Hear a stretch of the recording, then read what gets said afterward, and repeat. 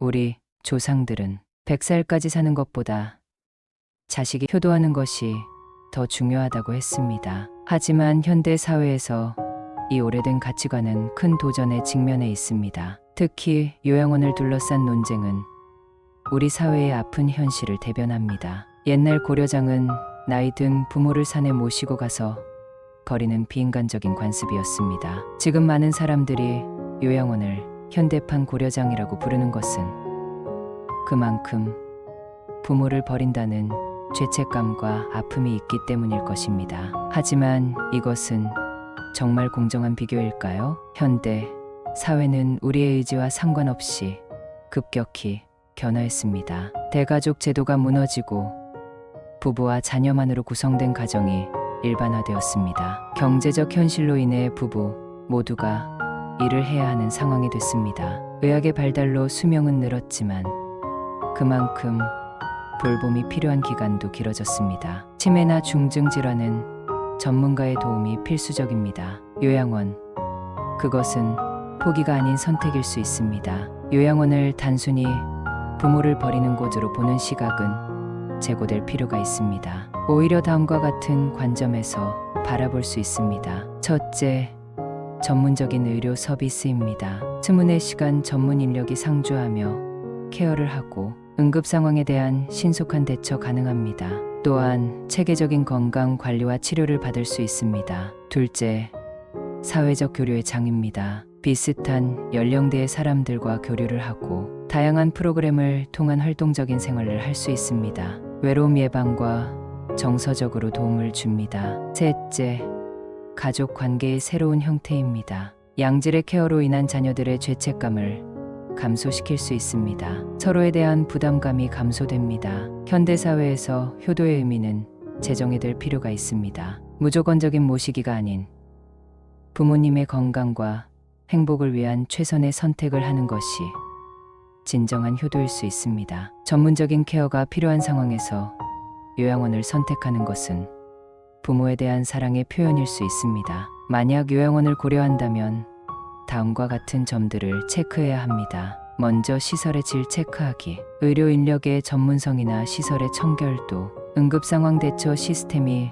얼마나 잘 되어 있는지 확인해 봐야 합니다. 다음으로 프로그램이 얼마나 다양한지 체크하기, 물리치료 프로그램, 문화활동, 운동 프로그램에는 무엇이 있는지 확인해 봐야 합니다. 마지막으로 접근성입니다. 가족의 방문이 얼마나 용이한지, 교통은 얼마나 편리한지, 주변 환경은 어떠한지 확인해 봐야 합니다. 요양원에 대한 사회적 인식 개선과 함께 다음과 같은 변화가 필요합니다. 첫째, 인력의 전문성 강화, 시설 환경 개선, 프로그램 다양화 같은 요양원의 질적 향상. 둘째, 요양보험 혜택 확대, 저소득층 지원 강화, 요양원 평가제도 강화와 같은 제도적 지원 확대.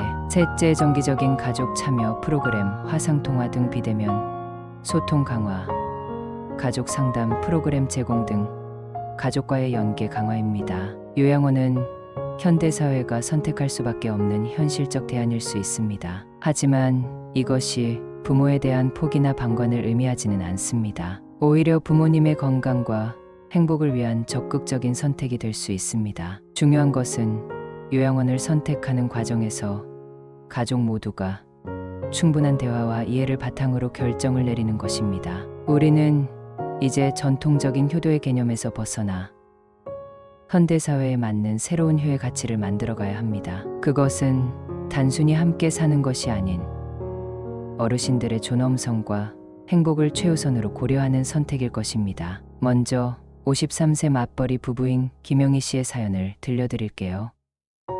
어머님이 처음 치매 증상을 보이신 건 3년 전이었어요. 처음에는 깜빡하시는 정도였는데 점점 심해지셨죠. 마지막에는 이런 일들이 있었어요. 새벽 3시에 동네를 배회하시다가 경찰서에서 연락이 온 적이 있어요. 냄비를 올려놓고 가스불을 켜놓은 채 잊어버리셔서 집에 거의 불날 뻔했죠. 약을 하루에 여러 번 드시거나 아예 안 드시고 투약 관리가 전혀 안 됐어요. 돈을 어디다 두셨는지 기억을 못 하시고 도둑이 들었다고 매일 의심하셨어요. 낮과 밤이 바뀌어서 새벽에 TV 소리를 크게 틀어 놓으셨죠. 6개월 동안 고민했어요. 남편과 자녀들 그리고 시댁 식구들과 수없이 의논했죠. 처음에 시댁에서는 강하게 반대했어요. 어머니를 버리느냐면서요. 하지만 제가 한 달간 휴직하고 24시간 케어를 해보니 전문적인 도움 없이는 불가능하다는 걸 깨달았어요. 결정적인 계기가 있었어요. 어머님이 한밤중에 현관문을 열고 나가셨는데 그날 영하 10도였어요. 다행히 경비 아저씨가 발견하셨지만 그때 정말 가슴이 덜컥했죠. 이대로는 어머님 생명이 위험할 수 있겠다는 생각이 들었어요. 비요양원에 입소하신 지 이제 1년 됐어요. 처음 3개월은 정말 힘드셨어요. 밤마다 집에 가자고 하시면서 울으셨죠. 직원들을 못 믿겠다고 하셨고 식사도 거부하시고 우울해하셨어요. 하지만 시간이 지나면서 달라지셨어요. 미술치료 시간에 그림 그리는 걸 좋아하시게 됐어요. 같은 방을 쓰시는 할머니와 친해지셔서 이제는 단짝이 되셨죠. 요양보호사 선생님이 어머님 취미가 뜨개질이란 걸 아시고 실과 바늘을 가져다 주셨는데 그걸로 다른 할머니들 손녀에게 줄 목도리도 뜨시면서 즐거워하세요. 매주 수요일 음악치료 시간이 있는데 그때 어머님이 제일 행복해 보이세요. 저희도 달라졌어요. 이제는 하루 종일 간병 스트레스에 시달리지 않아도 돼요. 주말마다 방문하는데 그때는 정말 즐거운 시간을 보내요. 어머님도 저희를 보면 반가워하시고 웃으면서 대화하실 수 있어요. 다음은 45세 외동아들인 박상민 씨의 경우입니다. 아버지가 갑자기 쓰러지신 건 작년 여름이었어요. 처음에는 제가 요양을 시도했죠. 출근 전에 아버지 아침 식사와 약을 챙기고 점심때는 요양보호사님이 4시간 방문하시고 저녁에는 제가 퇴근하고 와서 보살폈어요. 하지만 문제가 많았습니다. 아버지가 혼자 계실 때 화장실 가시다가 넘어지신 적이 여러 번 있었어요. 재활치료를 제때 못해서 회복이 더뎠죠. 아내도 지쳐갔고 아이들 돌볼 시간도 없었어요. 시요양원으로 모시고 난 뒤의 변화는 놀라웠어요. 전문 물리치료사가 매일 1시간씩 재활치료를 해주세요. 작업치료사가 손가락 운동을 도와주셔서 이제는 숟가락질도 가능하세요. 언어치료사 선생님 덕분에 발음도 많이 좋아지셨어요. 특히 좋았던 점은 같은 병실의 할아버지들과 친해지셔서 이제는 바둑도 두세요. 매일 아침 체조하는 시간이 있어서 규칙적으로 운동하시게 됐어요. 식사도 영양사가 건강 상태에 맞춰서 특별식으로 준비해 주세요.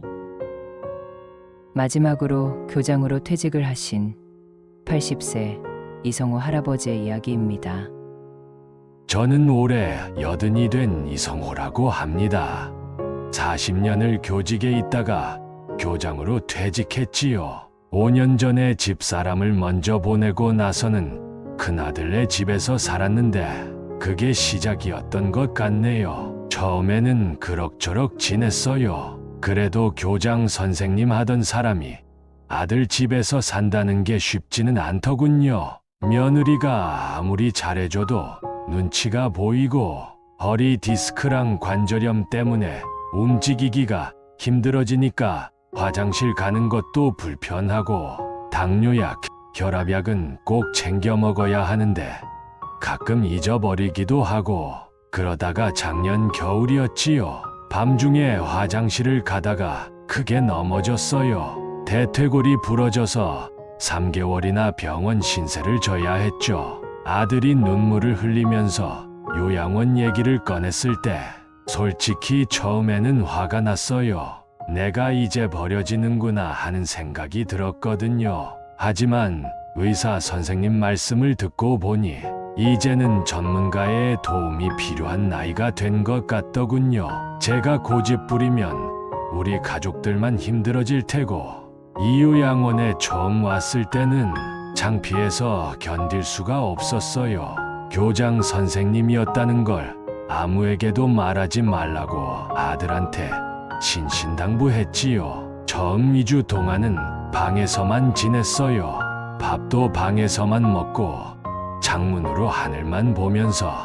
그러다가 옆 병실에 계신 김 교수님을 만났어요. 그분이 저를 지혜 나눔 교실이라는데 한번 와보라고 하시더군요. 거기서 다른 어르신들에게 한자를 가르쳐 달라는 부탁을 받았을 때 처음으로 여기서도 내가 쓸모 있는 사람이 될 수 있구나 하는 생각이 들었어요. 지금은 매일이 즐거워요. 아침 6시면 일어나서 창가에서 스트레칭도 하고 오전에는 물리치료도 받고 주 3회는 한자 강의도 해요. 제가 가르치는 한자반에 20명이나 오신다니까요.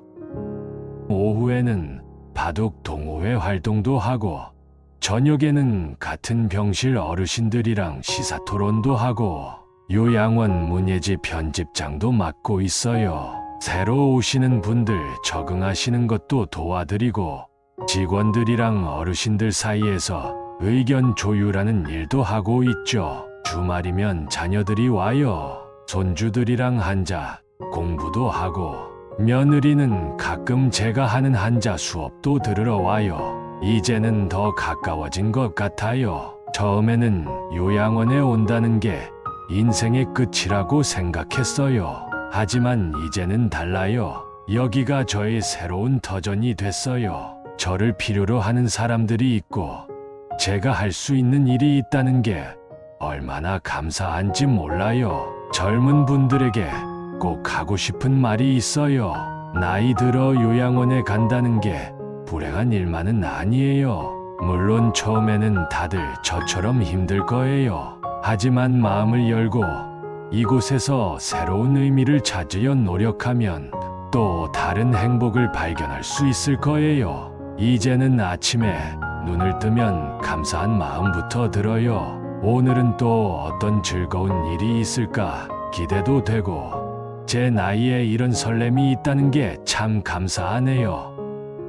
결론적으로 요양원은 더 이상 피해야 할 곳이 아닌 현대 사회가 제공하는 새로운 형태의 노후 생활 공간으로 받아들여야 합니다. 물론 모든 노인이 요양원에 가야 하는 것은 아닙니다. 그러나 필요한 시기에 적절한 선택을 한다면 이는 본인과 가족 모두에게 더 나은 삶의 질을 제공할 수 있는 훌륭한 대안이 될 수 있습니다. 100세 시대라는 말이 현실이 된 지금 우리에게 필요한 것은 요양원에 대한 부정적 편견을 버리고 어떻게 하면 이를 더 나은 공간으로 만들어갈 수 있을지 함께 고민하는 것입니다. 이는 결국 우리 모두의 미래와 직결된 문제이기 때문입니다. 마지막으로 강조하고 싶은 것은 요양원이라는 선택이 결코 쉽지 않은 결정이라는 점입니다. 하지만 그것이 때로는 우리가 할 수 있는 가장 현명하고 사랑이 담긴 선택일 수 있다는 것을 기억해야 합니다. 앞으로도 계속해서 요양원의 질적 향상을 위해 사회 전체가 노력한다면 우리 모두는 더 나은 노후를 맞이할 수 있을 것입니다.